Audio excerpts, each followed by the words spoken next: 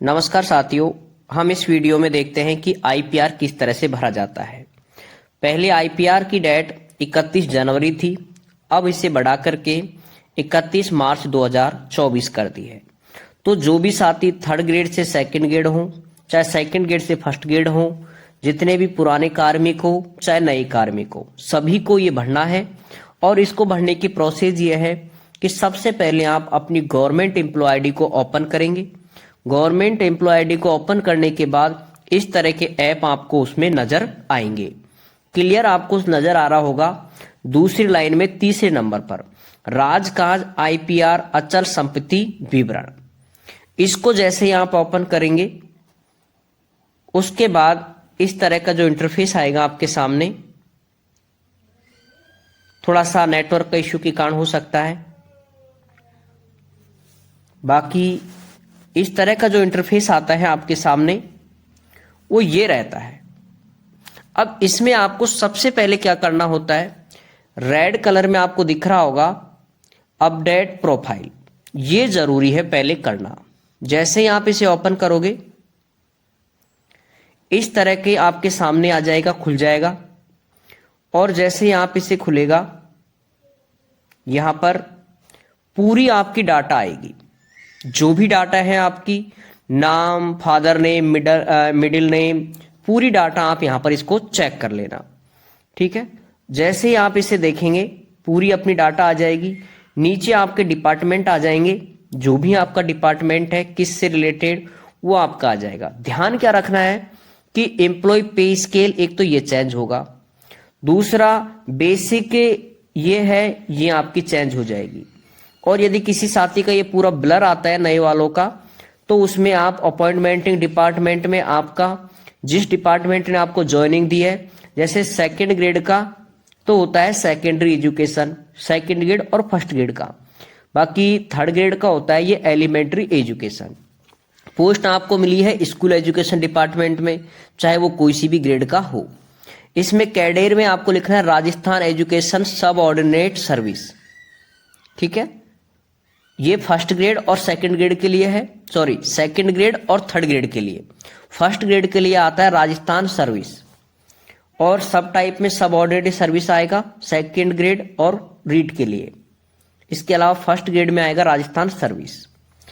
और एम्प्लॉय में second grade और रीट वाले होते हैं नॉन गजेटेड, फर्स्ट ग्रेड होता है तो गजेटेड। जो भी आपकी पोस्ट है, थर्ड ग्रेड है तो थर्ड ग्रेड टीचर लिखोगे, सेकंड ग्रेड है तो second grade senior teacher, first grade है तो लेक्चरर या फर्स्ट ग्रेड टीचर। पे कमीशन जो भी है आपका 7वां लिखना है सभी को।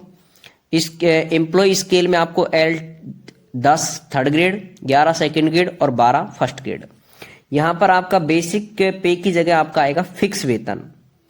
और ये जो कैप्चर दे रखा है, इस कैप्चर को आपको यहाँ फिल करना है।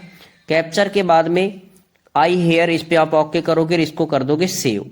सेव करने के बाद इसमें जैसे सेव करोगे उसके बाद आपको इसको करना है क्लोज। ठीक है, जैसे आप इसे क्लोज करोगे इसके बाद आपके सामने इस तरह का इंटरफेस वापस आ जाता है। अब आपको थोड़ा सा नीचे चलना है इसके। जैसे आप नीचे चलोगे आपके सामने ये ऑप्शन है, क्लियर आपको नजर आ रहे होंगे। नए वाले जितने भी कार्मिक है सबको नील ऑप्शन क्लिक करना है।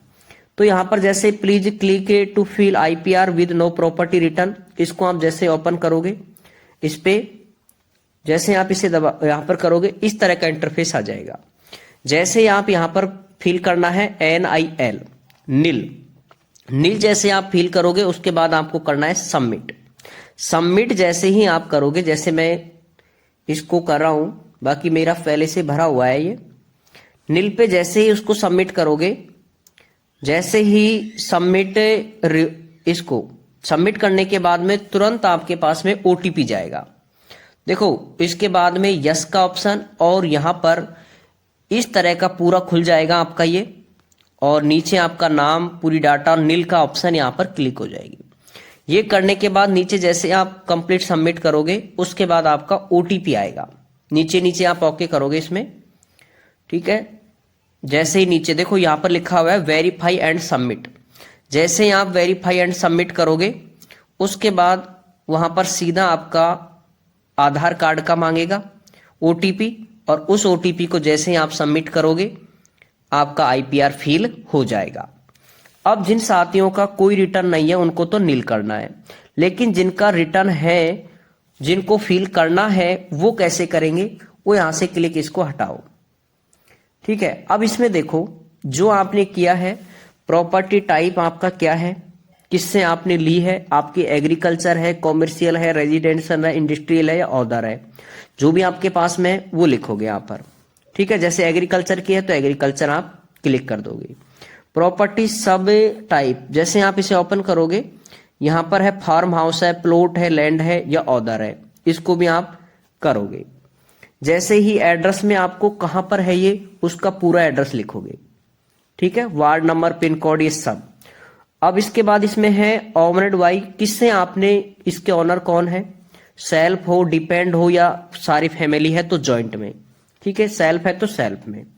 उसके बाद यहां पर आएगा हाउ एनक्वायर विद परचेज, आपने किस तरह से उसको ग्रहण किया।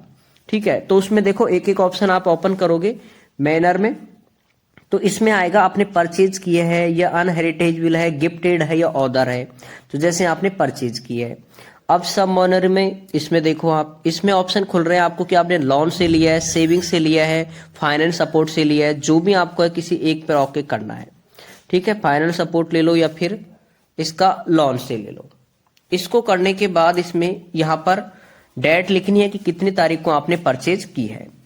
अब यहाँ पर डिटेल्स ऑफ पर्सन, जिससे आपने ली है उसका नाम, उसके कॉन्टेक्ट नंबर और उसका एड्रेस। ठीक है, ये आप फिल करोगे यहाँ पर।